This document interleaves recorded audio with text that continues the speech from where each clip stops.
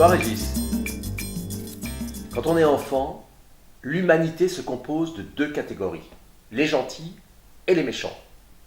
Et quand on devient adulte, l'humanité se compose toujours de deux catégories, les gentils qu'on appelle les cons et les méchants qu'on appelle les sales cons.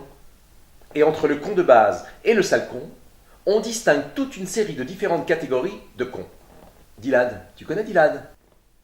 Oui, mon beau-frère. Il peut dans la même journée passer du gentil con au sale con. On dit souvent, c'est-à-dire moi, Dylan, il est pas con. Ce qui signifie, Dylan, il est complètement con, mais parfois il surprend par un éclair d'intelligence.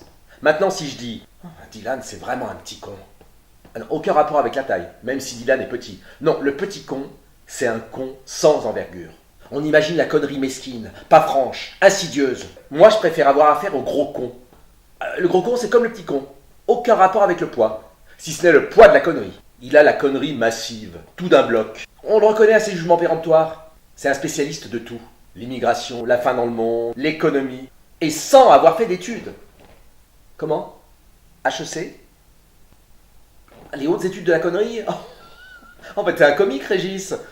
Bon, plus sympathique, on a le con dédoublé. De la même famille que le fut dédoublé.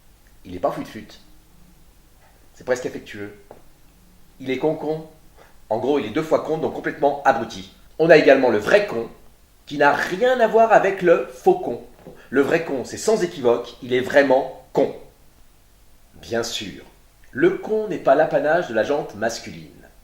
Au féminin, pour renforcer le sens, on peut ajouter le as.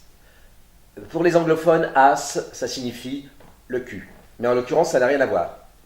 Encore que con et as, on arrive au fameux connasse de la famille des pétasses, radasses et poufiasses. Au masculin, on peut ajouter le ar, non, ar, A-R-D. Faut pas rêver. Et on arrive au fameux pétard, radar et poutard.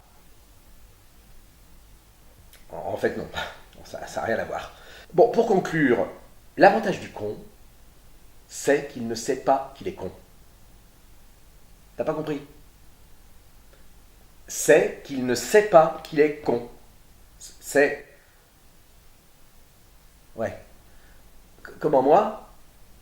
Ah bah non, je crois pas. Enfin, je veux dire, j'en suis sûr.